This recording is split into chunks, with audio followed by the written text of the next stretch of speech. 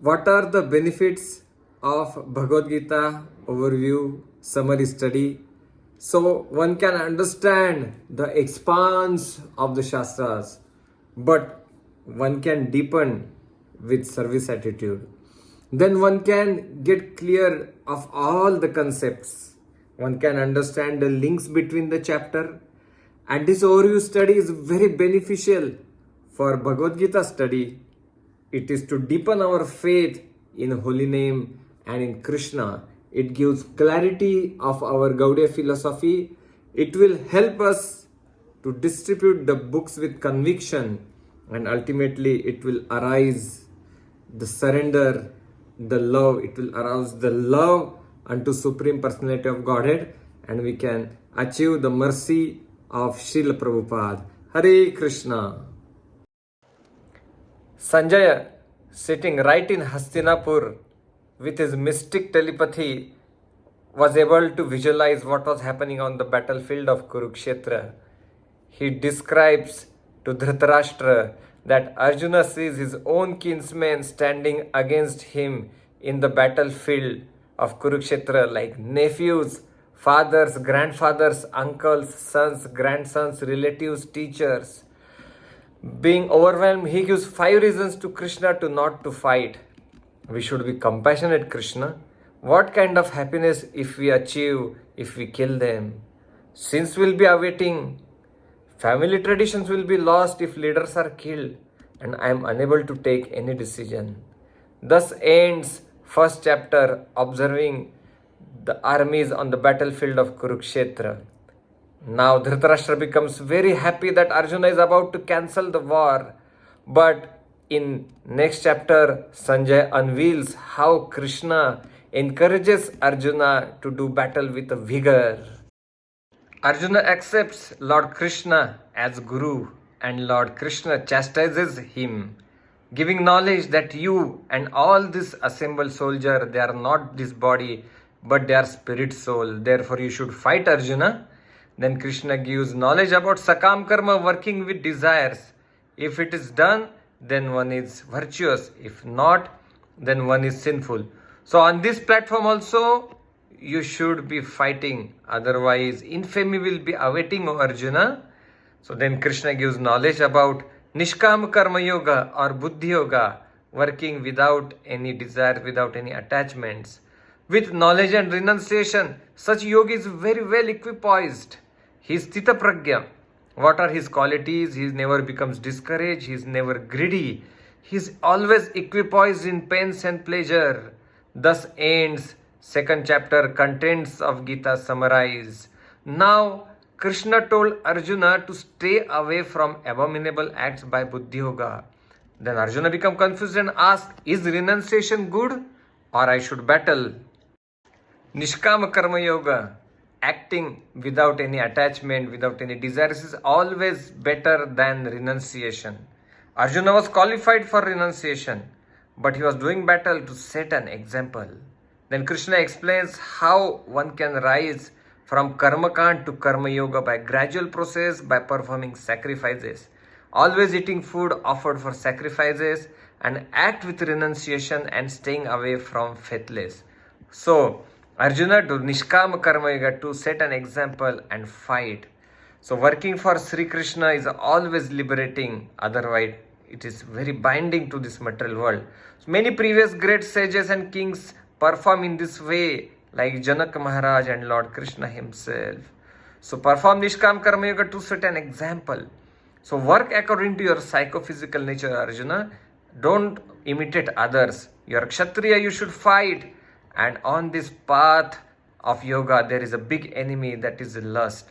So stay away from lust with spiritual intelligence. Thus ends chapter 3rd, Karma Yoga.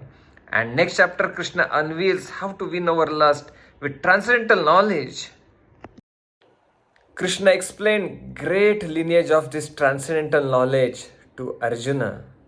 Lord Krishna told the same knowledge to sun god millions of years back. Lord Krishna remembers all his previous births, but Arjuna cannot, because Lord is transcendental. Understanding Krishna's transcendental activities is always liberating. Lord Krishna reciprocates with devotees. Any type of work in this material world cannot bind Lord Krishna. Liberated soul understood in this way and acted accordingly. So Arjuna, you should understand karma on the platform of Jnana. How we get knowledge? We get knowledge by performance of yajnas and surrendering unto Guru. Thus end 4th chapter, Transcendental Knowledge. Now, next chapter, Krishna clears the doubt of Arjuna. Arjuna asks, Krishna, you told to be peaceful by Jnana, but again told to do karma. So, whether should I renounce or should I battle? Renunciation and work both lead to same goal, O Arjuna, but work is easy. So Nishkam Karma Yoga frees us from bondage. Meditation on Lord, Dhyana Yoga, makes us equipoise and takes us to the soul platform. Sense gratification is always binding, so tolerate Arjuna. One should meditate on Paramatma.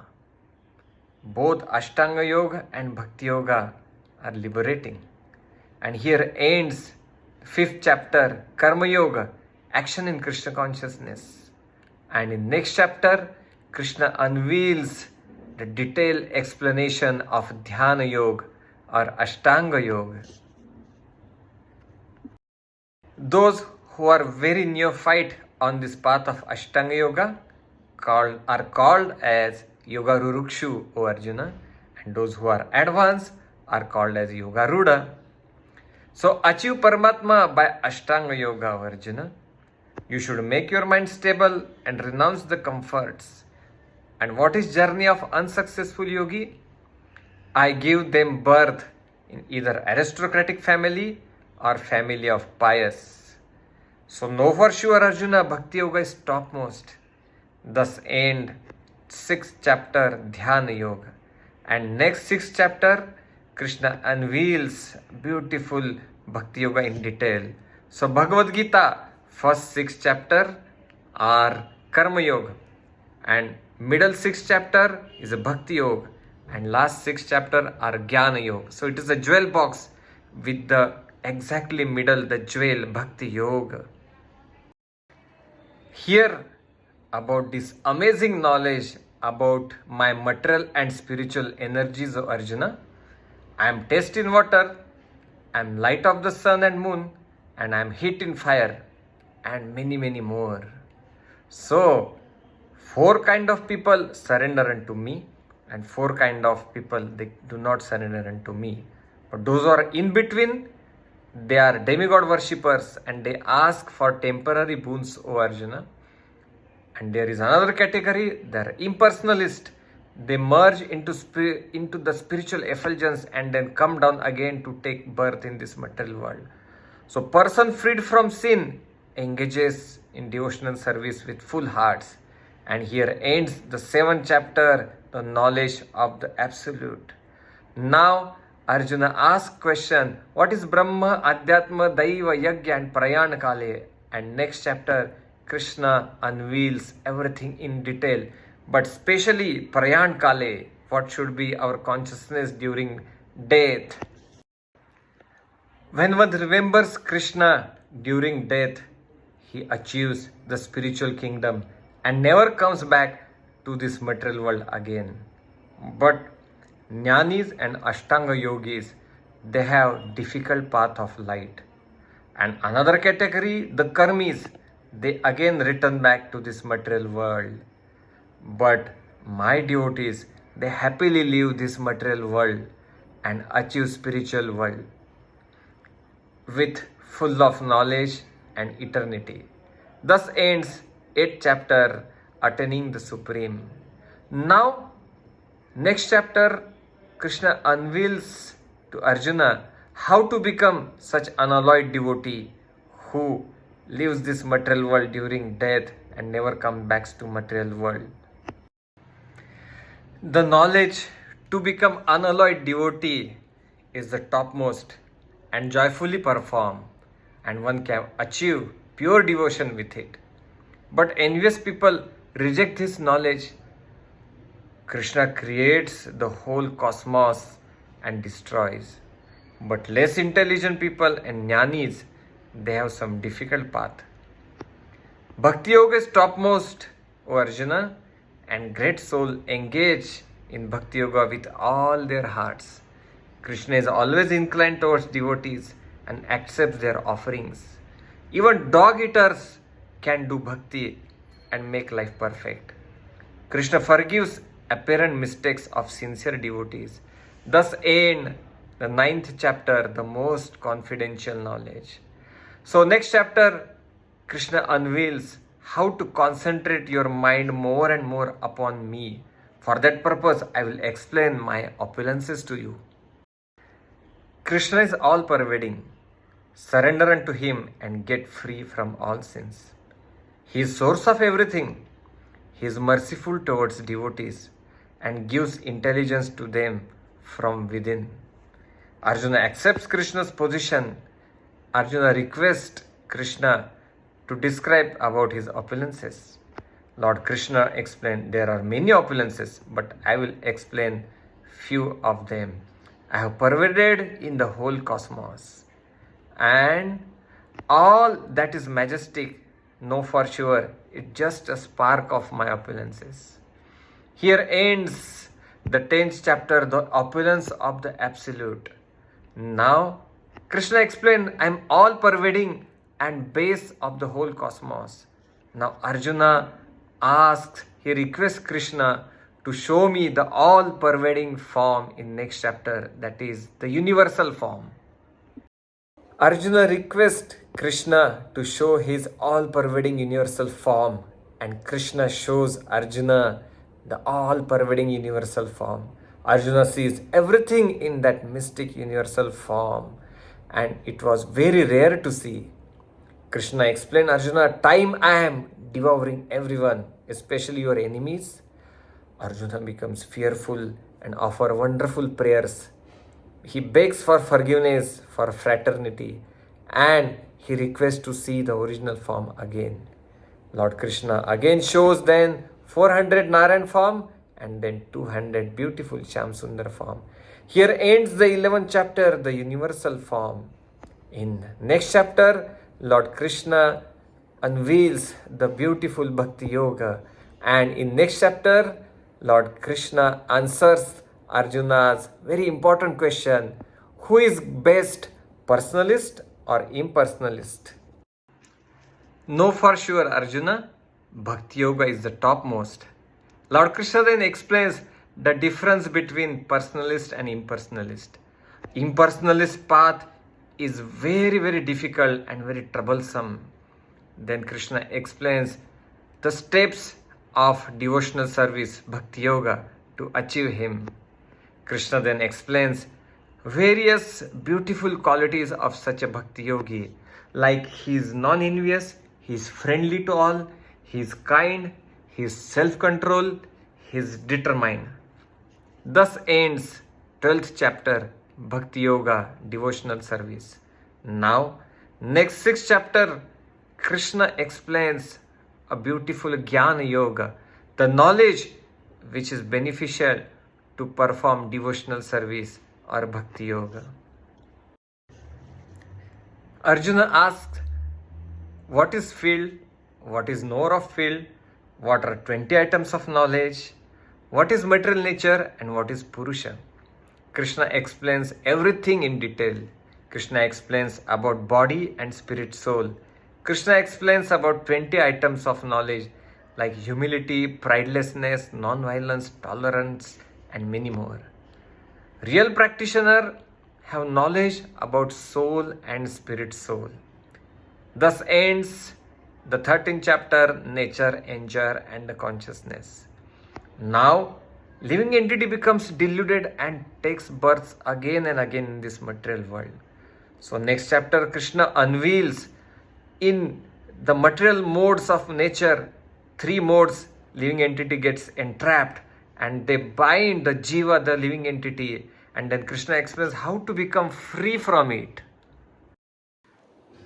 Lord Krishna impregnates the rebellious living entities in this material world, which is made with the three modes. Jiva then becomes entrapped in one particular mode prominently, which decides his nature and his destination. One can surpass the modes with pure devotion, and thus ends 14th chapter, the three modes of material nature. In next chapter, Krishna unveils to surpass this material world, which is made with three modes. We must be attached to Lord Krishna himself, and we must be detached from this material world.